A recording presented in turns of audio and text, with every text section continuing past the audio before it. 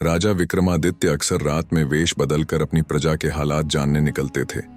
वह अपने सच्चे प्रेम से भरे दिल के साथ सड़कों पर घूमते थे।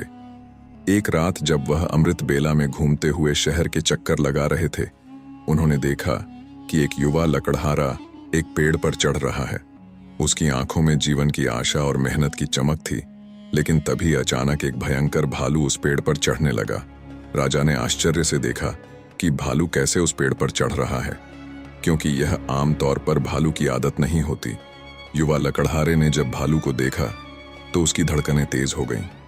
डर के मारे उसने पेड़ की शाखा छोड़ दी और सीधे धरती पर गिर पड़ा। उसकी जान चली गई।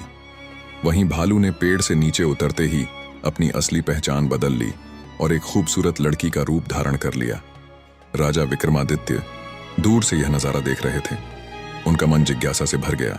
वह सोचने लगे, यह लड़की अब क्या करेगी। कुछ ही समय बाद राजा के दो सैनिक जो रात की गश्त पर थे वहां पहुंचे। संयोगवश वे असली भाई थे।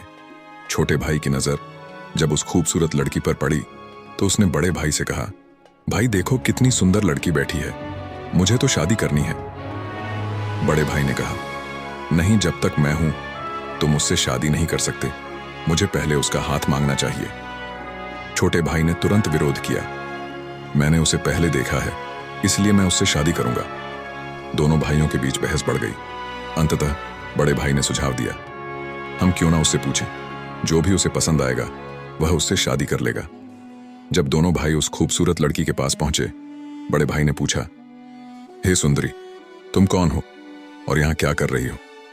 लड़की ने जवाब दिया, मैं पास के गांव में रहती हूं और अपने पति की खोज में इस जंगल में घूम रही हूं। छोटे भाई ने पूछा, तुम्हारा पति कहां है? अगर तुम चाहती हो तो हम तुम्हारी मदद कर सकते हैं। लड़की ने मुस्कुराते हुए कहा, मैं अभी अविवाहित हूं और एक योग्य व्यक्ति की खोज में हूं। छोटे भाई ने गर्व से कहा, हम दोनों भाई अभी अविवाहित हैं, तुम चाहो तो किसी एक से शादी कर सकती हो।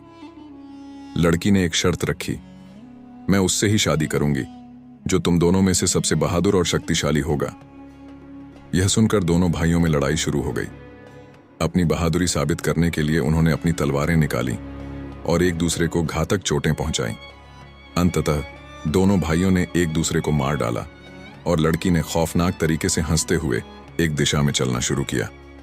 राजा विक्रमादित्य जो दूर से ये सब देख रहे थे, एक कदम और बढ़ते हुए उस लड़की का पीछा करने लगे, लेकिन इस घटना ने उनकी सोचने की शक्ति को जकड़ लिया। सूरज की किरणें धीरे धीरे चमकने लगीं, पर राजा विक्रमादित्य अपनी भूख और प्यास को भूल चुके थे। उनकी जिज्ञासा उस रहस्यमयी लड़की के बारे में जानने की थी।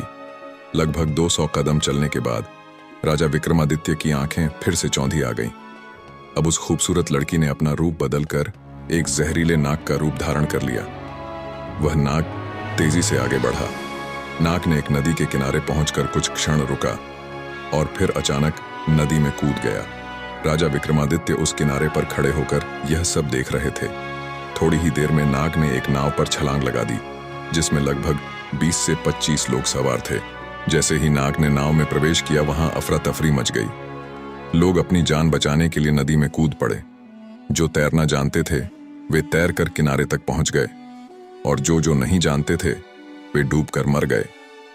कुछ समय बाद नाग फिर से नदी से बाहर आया और नदी के किनारे चलने लगा। विक्रमादित्य ने उस नाग का पीछा करना जारी रखा। कुछ दूर जाने के बाद राजा विक्रमादित्य ने फिर से देखा कि वह नाग एक वृद्ध ब्राह्मण के रूप में बदल गया है। राजा ने सोचा, अब यह सही समय है। इस रहस्यमय प्राणी से जानकारी प्राप्त करने का। विक्रमादित्य तेज कदमों से उस ब्राह्मण के पास पहुंचे और हाथ जोड़कर नमस्कार किया। वृद्ध ब्राह्मण ने भी हाथ उठाकर अभिवादन स्वीकार किया और आशीर्वाद दिया। राजा विक्रमादित्य ने वृद्ध ब्राह्मण से पूछा, हे ब्राह्मण देव, तुम कौन हो? ब्राह्मण ने निराशा से कहा, क्या तुम नहीं देख सकते? मैं एक ब्राह्मण हूं। राजा ने फिर से कहा, तुम झूठ बोल रहे हो, तुम ब्राह्मण नहीं हो, है ना? ब्राह्मण ने चिढ़ते हुए कहा, फिर तुम मुझे बताओ, मैं कौन हूं? राजा ने कहा, तुम वह नहीं हो जो तुम दिखते हो। ब्राह्मण ने उत्तर दिया, जो भी मैं हूं तुम्हें उससे क्या मतलब? तुम अपने काम से काम रखो और अपनी राह देखो राजा।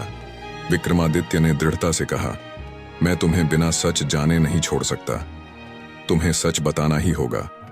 ब्राह्मण ने फिर कहा, मैंने तुमसे कहा ना कि मैं एक ब्राह्मण हूं। राजा ने कहा, तुम मुझसे झूठ नहीं बोल सकते। मैंने तुम्हें तब से देखा है जब तुमने लकड़हारे को मार डाला था। फिर तुमने एक सुंदर लड़की का रूप धारण किया और उन दो सैनिकों को एक दूसरे को मारने पर मजबूर किया। फिर तुम जहरीले नाग में बदल गए और नदी में कूद पड़े। तुमने नाव पर सवार लोगों में अफरा तफरी मचाई। अब तुम एक वृद्ध ब्राह्मण के रूप में हो। सच सच बताओ, तुम कौन हो राजा? विक्रमादित्य की बातें सुनकर ब्राह्मण ने कहा, अगर मैं नहीं बताऊं तो तुम क्या करोगे? राजा ने अपनी तलवार निकालते हुए कहा, तब तैयार हो जाओ। मैं करने के लिए तुम्हें नहीं पता कि यह विक्रमादित्य की नगरी है। तुम इतने लोगों की जान लेकर इस पवित्र राजा के राज्य में जीवित नहीं रह सकते। अब सच्चाई बताओ।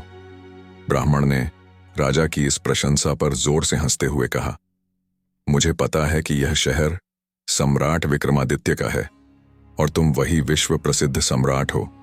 फिर भी एक बात जान लो, तुम मुझे नहीं मार सकते।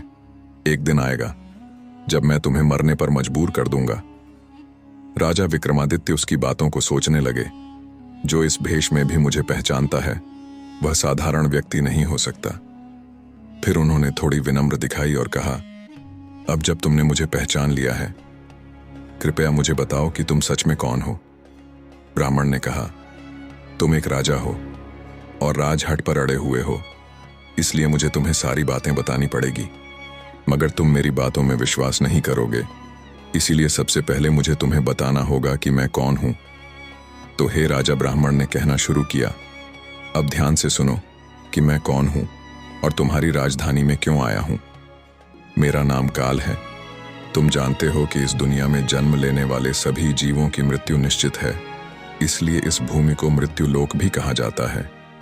जब कोई जीव मां के गर्भ में आता है तो सब कुछ बनने के बाद आत्मा उसमें प्रवेश करती है और जीवन जागृत होता है।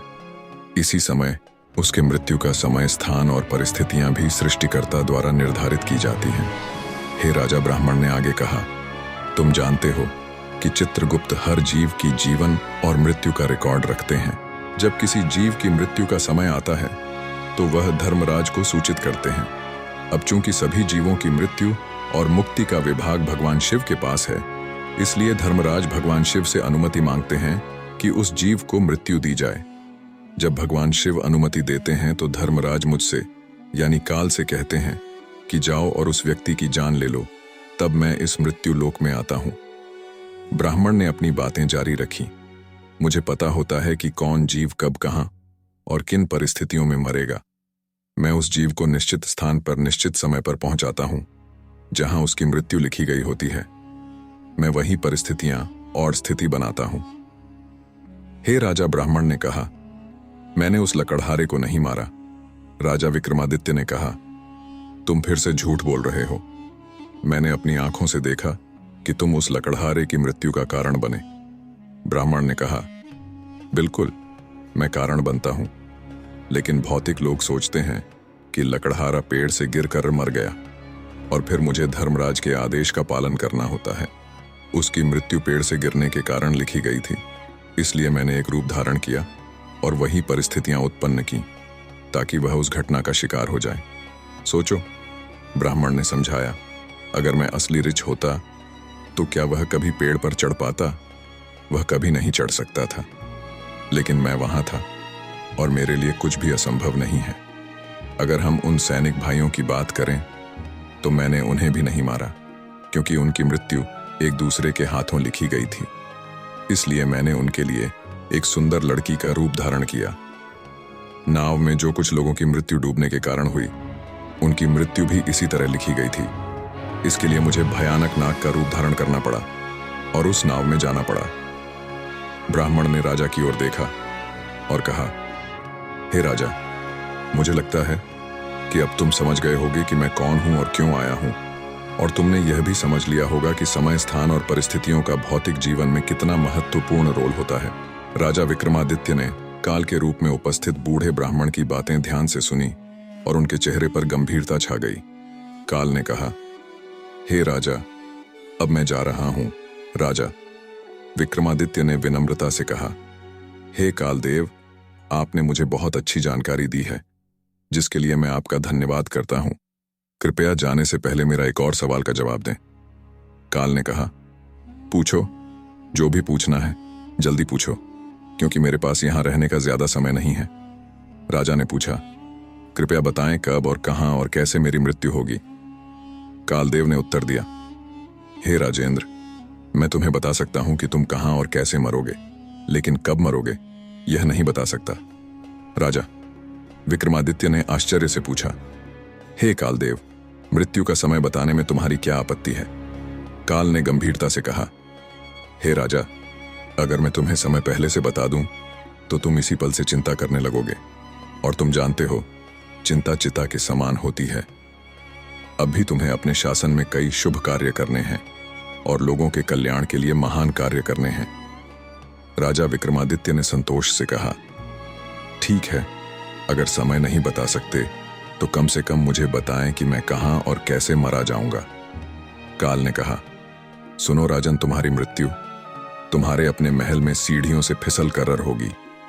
यह सुनकर राजा विक्रमादित्य की आंखें चौड़ी हो गईं। काल ने अपनी बात कहकर तेजी से एक दिशा में चलना शुरू किया और कुछ दूरी पर वह अदृश्य हो गया। अब तक सूर्यदेव भी अस्त हो चुके थे और चारों ओर अंधेरा छा गया था। राजा विक्रमादित्य अब शारीरिक और मानसिक रूप से थक चुके थे। अपने मन में गहरी सोच के साथ उन्होंने तेज कदमों से अपने महल की ओर बढ़ना शुरू किया।